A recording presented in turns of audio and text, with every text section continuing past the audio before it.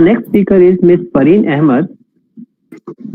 So Ms. Fareen Ahmed is currently working as a team lead, senior global program regulatory manager, life cycle maintenance regulatory affairs in Novartis.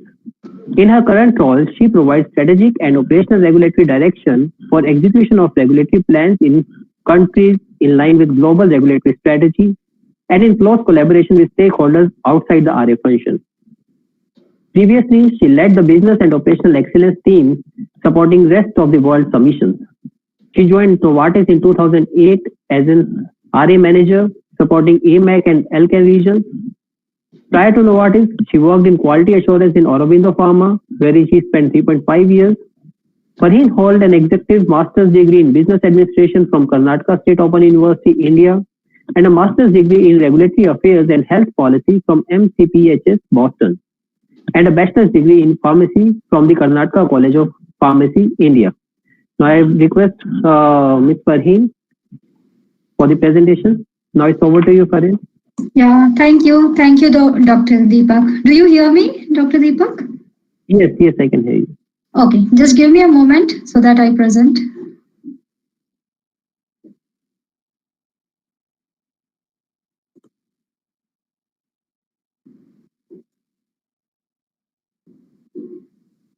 Let me know once you can see my screen. Do you see my screen? Yeah, not yet. Give me a moment.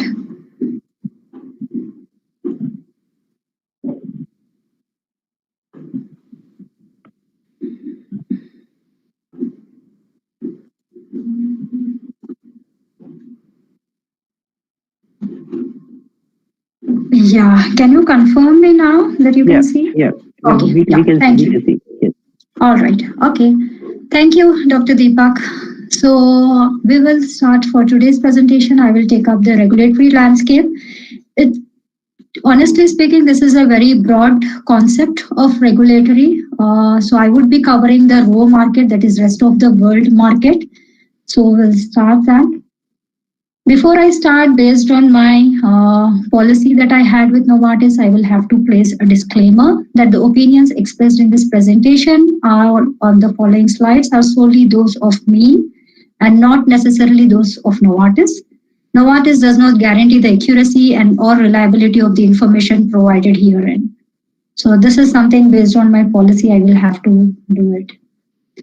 Okay, so for today's presentation, what I would cover is overview of regulatory affairs, overview of rest of the world countries, drug development and the activities and how in the drug development process, what is the submission or, when is the activity of ROW involved into it, regulatory submission strategy, diversity in dossier submission. Then we also will cover some of the major health authorities and their process of approval. Then last but not the least, we will also touch base upon the life cycle maintenance activities. So overview of regulatory, that is rest of the world countries. Rest of the world term, it covers countries other than EU, US and Japan. So it's a vast or it's a massive region which comprises of more than 50 to 60 plus countries, covering mainly the Asia Pacific region, Middle East, Africa, Latin America, and Eastern Europe. So all the countries apart from the core European Union, United States, and Japan, they all fall under rest of the world, and hence the region becomes very unique because of this diversity in the countries. And this diversity in the countries also have the diversity in the regulations and also the submission processes. So the evolution, how did this rest of the world countries started or, kept growing? With the speed or, with the concept of growing, that is regulatory evolution, what happened? Initially, what we thought the rest of the world countries are developing countries. So as we progressed down, the rest of the world countries were called as emerging markets because of the development of a lot of markets that we have seen like China and then Vietnam and Thailand. There are many other countries which have came up to the space. And now the countries in the rest of the world are called as growth markets.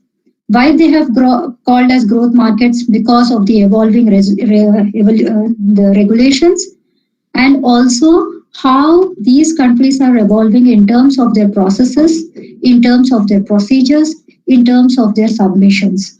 For example, we have China, wherein the regulations of China has evolved so drastically since the concept of this entire regulations is that now China alone takes up so much of when they submit the drugs, it lot of regulations are made by China Health Authority by themselves in order to proceed with the submissions.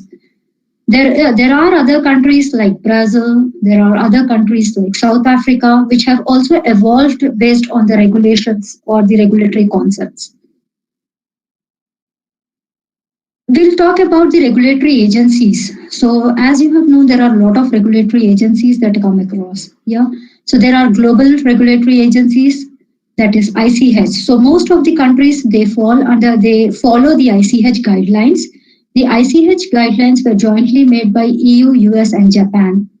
So prior to ICH, what happened? How the regulatory world used to work? There were guidelines which these countries used to follow. That is, EU used to follow their own separate guidelines, US used to follow their own guidelines, and Japan. So due to a lot of because of the overlap of regulatory guidelines, as well as there was a lot of overlap on how the submissions used to happen. Then all these countries united together and they thought, okay, we will have to have a common guideline in order to enhance the processes, in order to leverage the regulatory requirements, and hence these three countries jointly made the ICH guidelines. There are WHO, that is World Health Organization, wherein the guidelines are released, which are actually taken care, or these are used by a lot of other countries, that is rest of the world countries. And then there are regional agencies like European Agency or European Union. Then there is this ASEAN, which is Association of Southeast Asian Nations. Then GCC countries, that is Gulf Cooperation Council, wherein all the Middle East countries fall. Then you have South African Development Community, right? And then you have Pan America, wherein there are 5 countries in the American region, which consists of the Pan America. Apart from global and regional, there are national agencies as well, wherein countries usually, whenever there is this global or key country approvals we talk about, that are nothing but US, EU are called the key countries. And then there are these national health authorities, wherein the individual countries have to go and submit their products and get the approval. So not few of them that I have listed here are Australian Health Authority, which is called the TGA, Therapeutic Good Administration, Indian Health Authority, DCGI. Then you have CFDA, that is China Health Authority, MHRA, which is UK Health Authority, ANVISA, and then COFPRIS. ANVISA is Brazil and COFPRIS is Mexico. Now we will move on to the drug development process and the activities that are involved in the drug development process. Okay, so the drug development process starts from phase 1, phase 2, phase 3, and phase 4. So there are 4 phases in the drug development process. Phase 1 until the mid of phase 2 is called as early development phase. And then from phase 2A until end of phase 3 is called full development process. And then from phase 3, that is phase 4, is called launch and beyond. Beyond is nothing but, once the product is launched, there are a lot of other activities that are done. That is post-marketing activities or life cycle maintenance activities. Now, what happens during each of these phases to get a product into market? So when we start with the early development phase, so there are a lot of activities that a pharma company or an individual company has to do with the health authorities in order to clear the phase 1. So during the phase 1 or early development phase, the company who goes and submits it to the health authority, they take an advice from the health authority. So these are called scientific advice meetings. These are also called, pre-IND meetings or, pre-CTA, that is clinical trial application meetings. So during these meetings, what happens is that the company gets a chance to talk to the respective health authority in order to know whether the development stages or, the clinical trial data that we have, is it sufficient to move ahead into the next phase? So these scientific advice meetings are very essential to move ahead with the development process. And then once these are cleared during the mid of phase 2, then there is this entire development cycle starts. During the development cycle also, there are a lot of scientific advice meetings that happen, that is pre-submission meeting and then post-submission meetings. So end of phase 2, there is a meeting that happens in order to see whether the efficacy or safety of the product that we are moving ahead and submitting is really up to the mark, and we also get a positive opinion from the health authority that yes, this is nice, or we also get that from the health authority that there are more number of information or adequate information, or the information that is provided is not really sufficient. There is still more information that needs to be provided in order to move ahead with the submission, or in order to get an alignment that yes, your study is really moving ahead and you can proceed with the submission. At this phase, usually what happens is that when the health authorities provide us the remark that yes, there are extensive studies need to be made on a particular product, then the companies go back and we do an extensive trials or also provide more data that is relevant to that particular product. During end of phase 2 and then pre-submission meeting during phase 3. So once the pre-submission meetings are happened and once we get the positive opinion that yes, the product is approved, then there is US and EU submission strategy that happens. So usually we do the US and EU submission strategy in parallel in order to proceed with the submissions. At times, majority of the times US goes first and then EU goes next. But however, the submission plan or the submission strategy in these both the markets move ahead in parallel.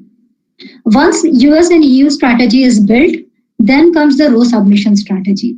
Now, in row, why row submission strategy comes after EU and US or, in some countries in parallel, we will also study about it in the successive slides. So once the row submission strategy is done, then the products get approved and that is in market. And what happens? Once the product is in market, does the development of the product stops? No, it doesn't stop. There is again phase 4 and post-approval, post-approval measures that needs to be taken. What happens in this? Say there is a line extension, which means that you have, for a X product, you have submitted in tablets and now you want to proceed with the submission in capsules. So this is an addition of that particular product and then you are submitting. So that happens in phase 4. And then there are different types of, like you have submitted a 150 mg that is dosage form, and then there is addition dosage form that you want to submit.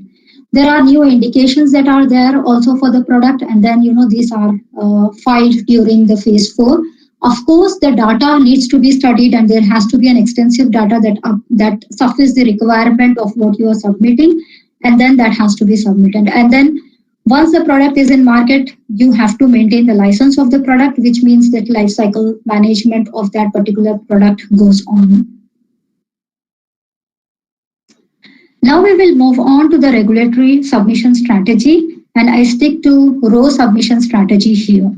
So as I mentioned, in the row countries, there are huge amount of countries that are there in the row region, or in the rest of the world region. So how do we proceed with the submission in these rest of the world region? So we divide these countries into wave 1, wave 2, and wave 3 countries. So what does this wave 1, wave 2, and wave 3 actually mean to us? So as I mentioned in the previous slide, for wave 1 submission, these countries go in parallel with EU, US, CH is nothing but Switzerland. So EU, US, and Switzerland submission. So in some of the countries, what happens is the countries do not need to go with the submission with a reference country approval. So usually EU, US and Swiss are called reference countries because most of the rest of the world countries are dependent on these reference country approval. But there are few countries which do not need to depend on these reference country approvals, and also the approval timeline in these countries are very vast. It is vast from 18 months to 24 months, or in some cases it takes more than 24 months as well. And hence some of these raw countries, they start their submission during the time when the submission is planned in the EU and US. And these are called wave 1 countries. For example, Australia, Canada, South Africa, Turkey, Brazil, Chile, and Argentina. So these are the countries which move ahead in wave 1. Now, once the positive opinion is received in EU, based on this positive opinion, there is a wave 2 submission that moves ahead. So there are countries which move after the positive opinion. For example, India, Singapore, Malaysia, and Israel. So these countries move ahead with a positive opinion. Now, there are a few countries which fall under the category of wave 3, wherein COPP, that is Certificate of Pharmaceutical Product, is a very important document that is needed for them in order to proceed with the submission. So this document is received after the approval in the reference country.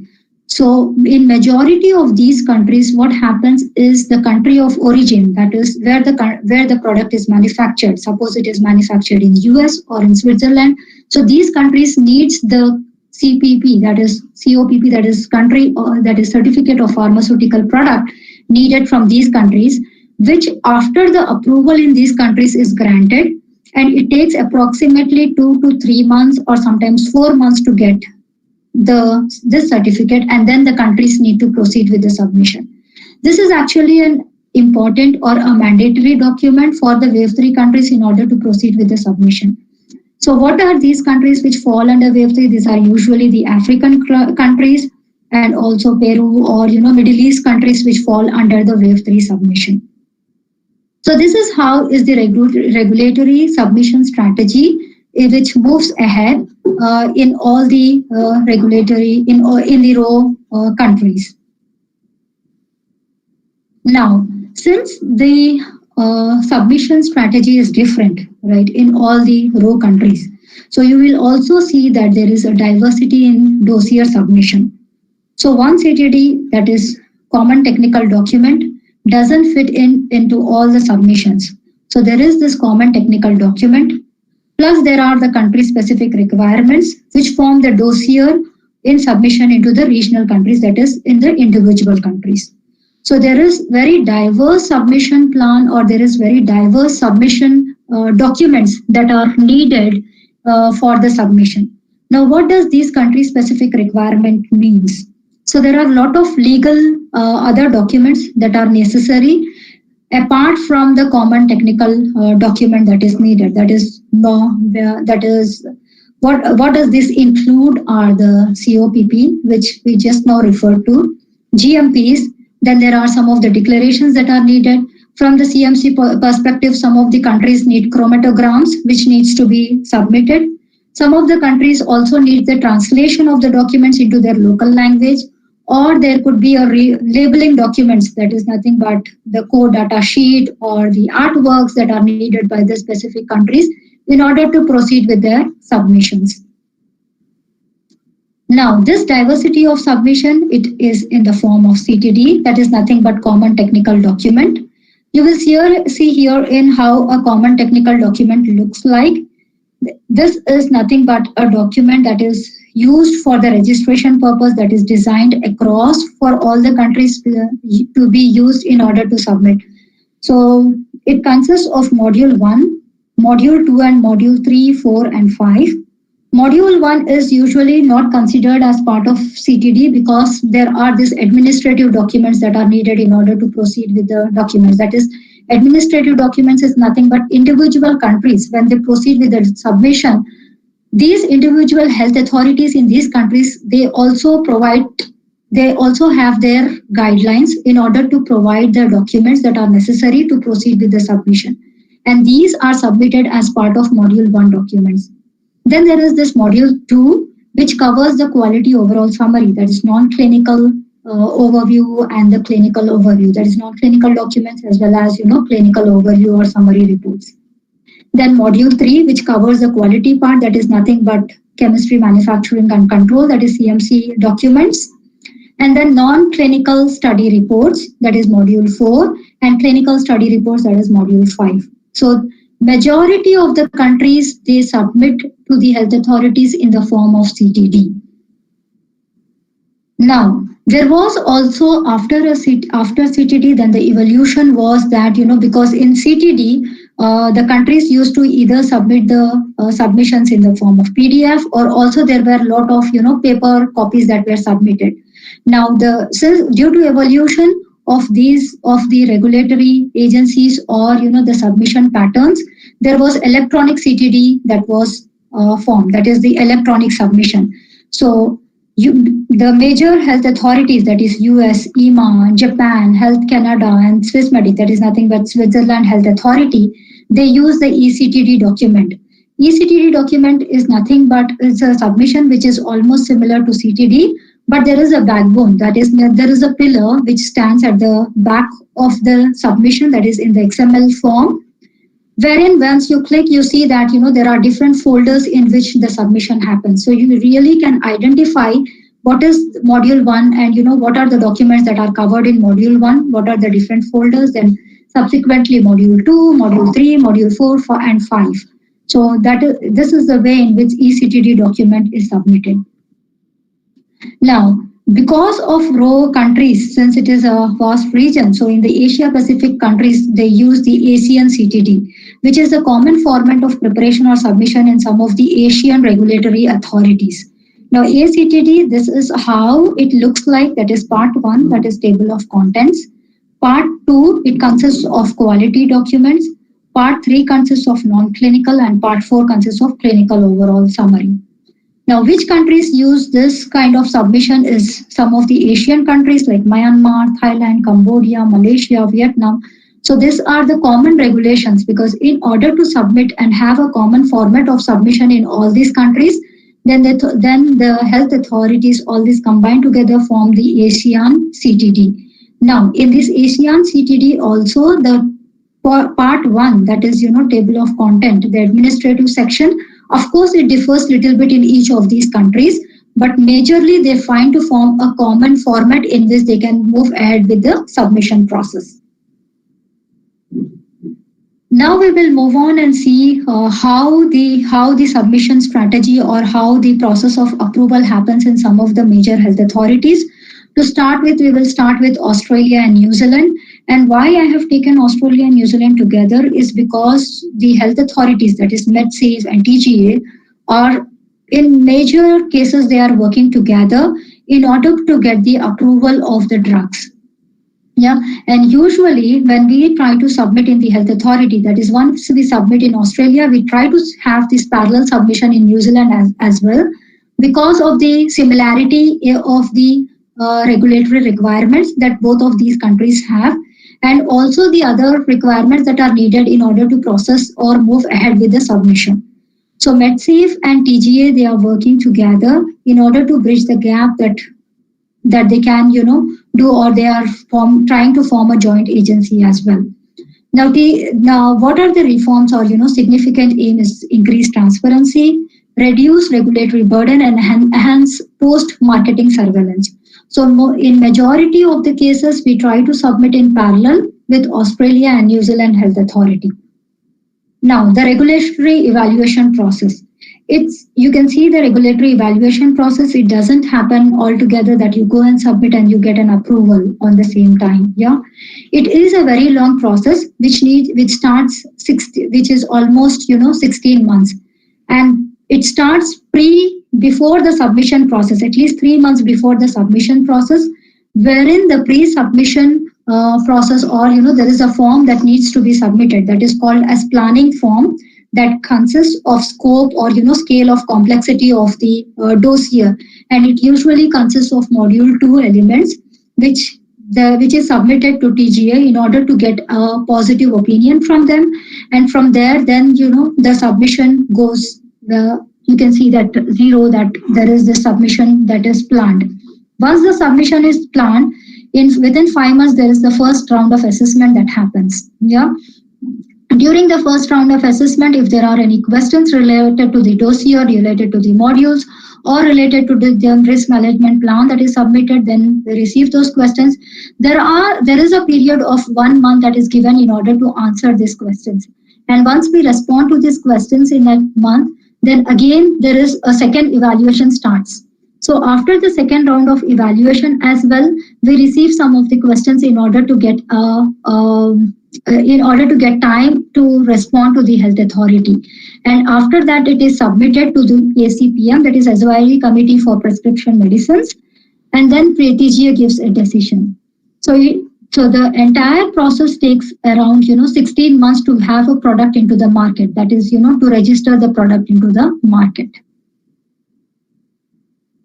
Then we move on to Brazil, which is another very important country of the in the US or in the American scenario. So Brazil has specific requirements in new drug submission because they also need to submit stability data and analytical method validation. And the approval timelines in Brazil are also very vast, 15 to 18 months. Sometimes it also takes 24 months to get approval in Brazil. And hence the submission starts right the day when the US and EU submission is planned. So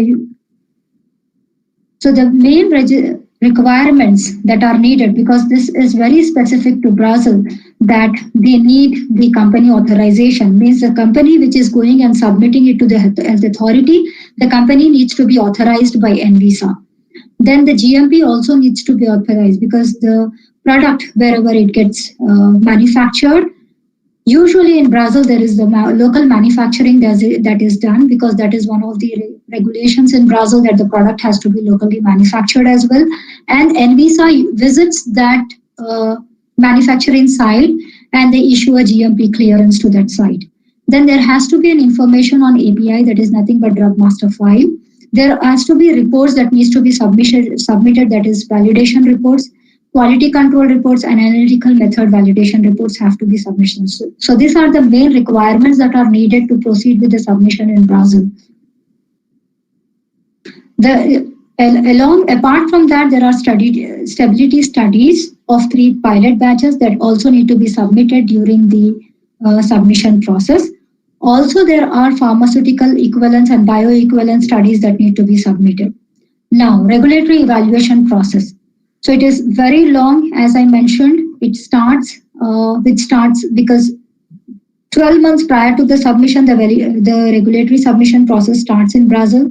Why? Because they need the co-validation information, that is they need to perform the validation test, and the reports have to be submitted to the health authority. So once the dossier is submitted, it takes approximately 18 months to 24 months to get the approval.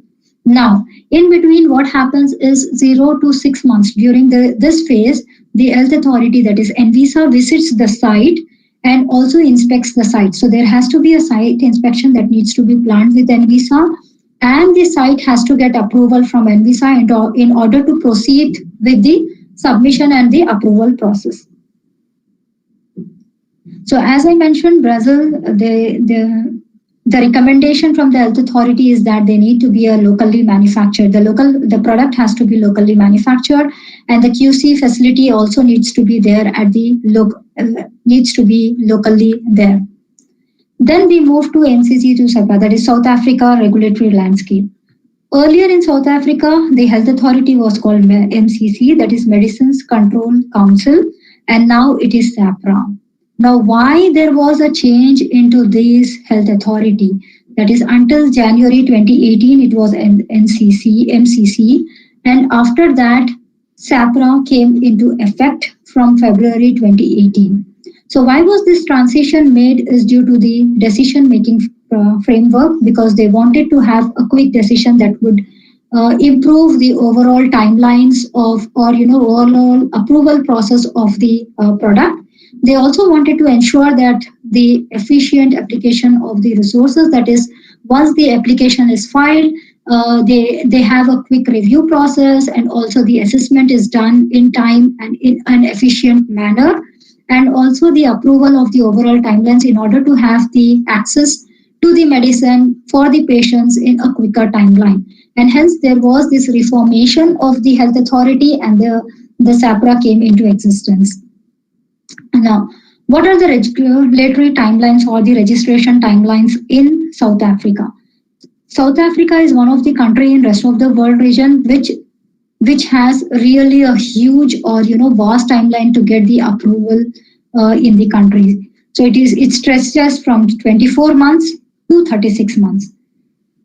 If it is a fast track approval, then we can get in 250 calendar days. Otherwise, it gets usually the approval timelines are 24 months, wherein we usually take 24 months in order to proceed with the submission.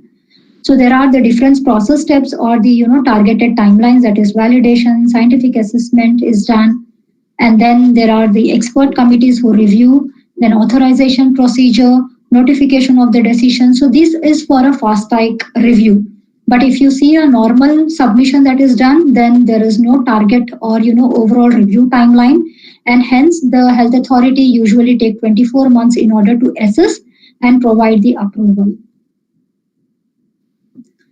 So there are Eurasian Economic Union that is formed. What is Eurasian Economic Union? It is an international organization for regional economic integration, which is established by the combining 5 member state countries, that is nothing but Russia, Belarus, Armenia, Kazakhstan, and Kyrgyzstan. All these 5 member states combined together, they form the Eurasian Economic Union.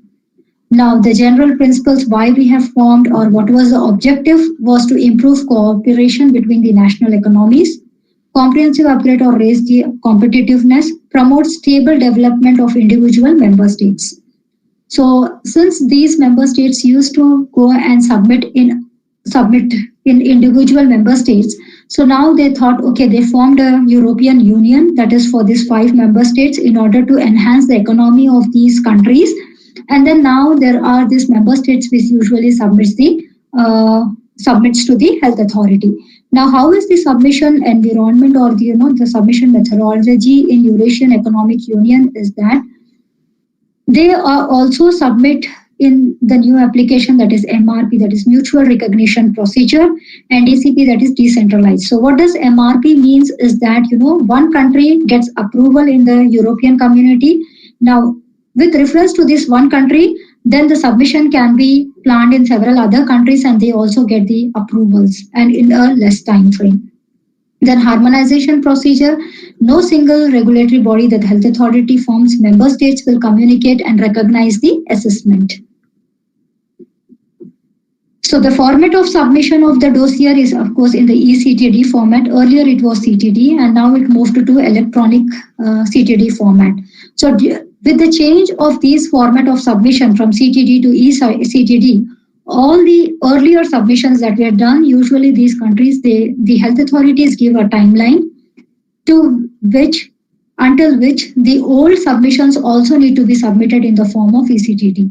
So what we do is we divide, because there are a lot of products that are submitted in these countries. So we divide the products and take from health authority the timeline that could be beneficial for both the company as well as health authority to submit. So we divide these products and then we proceed with the submission to move ahead from CTD application to eCTD application. Now, what are the review timelines? What happens in Eurasian or Economic Union is that it is 100 calendar days, which takes the approval timelines. So first, the submission to RMS, that is, RMS is nothing but reference member state. So one country, as I mentioned, in the entire 5 countries moves ahead with the submission. So that is called the reference member state. So once the reference member state proceed with the submission, and there are the review of the document that happens, that is technical validation happens, and then there is also the expert with possibility, and then LOQ that is submitted. So once there is this reference member state which submits, and at the conclusion or we get a positive opinion of this reference member state, then the individual submissions move ahead into the other countries.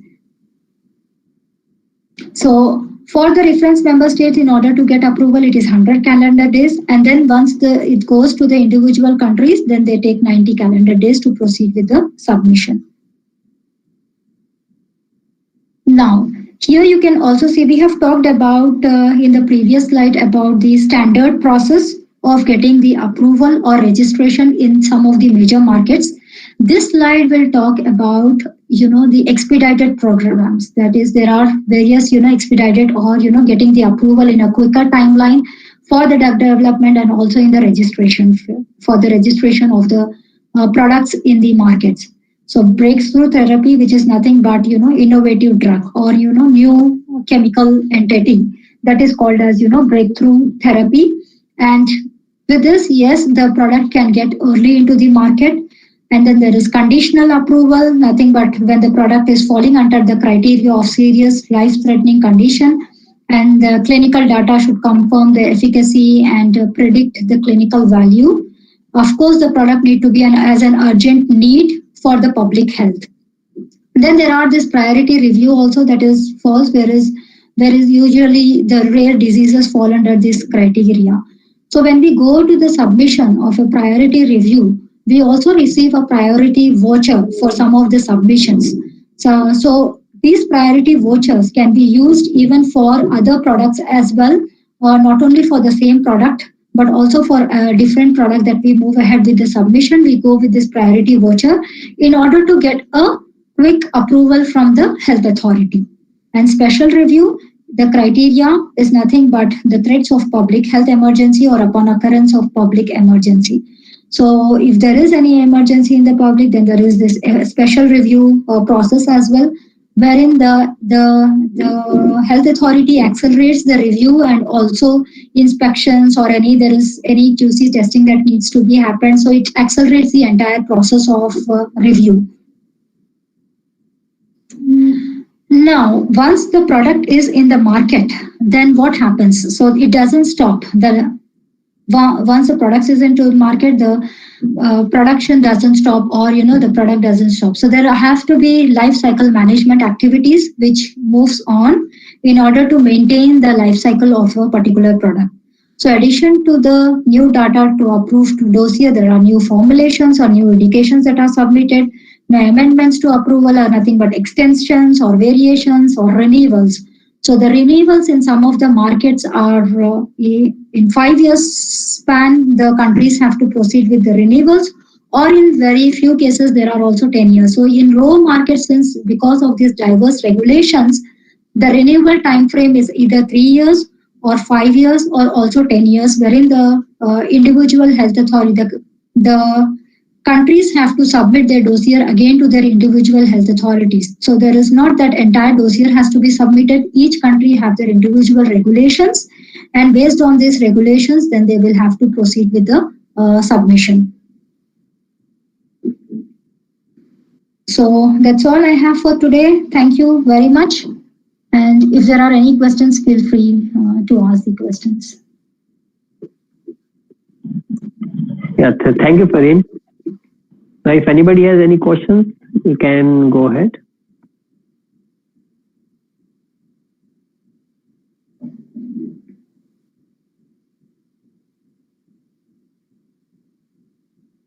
So Fareen, I have one general query. Like we have covered almost most of the things about the rest of the world, submissions, the different strategies which are done. Right. Now, again, I mean, when we are going for a product and its registration, so on what basis we can select that this particular group of countries, a company can go for the filing? So there are some strategies definitely for that as well. So how the company thinks about that which countries are to be, go forward for? Yeah. So for every product, whenever we go ahead with the filing, we have a regulatory functional plan that is made. So this regulatory functional plan is made during the early development phase itself of that particular product. So this regulatory functional plan is a live document that starts during the early development phase, and it continues as we progress with the development of the product in different phases, and it continues till phase 4 of the product. So when we have this functional plan, then when we move with the phases of development, then we plan, okay, in which countries is the product more effective, or is a need for the patients. So based on these functional plan, we strategize the countries which fall, and in which phases do we need to submit the product into which countries.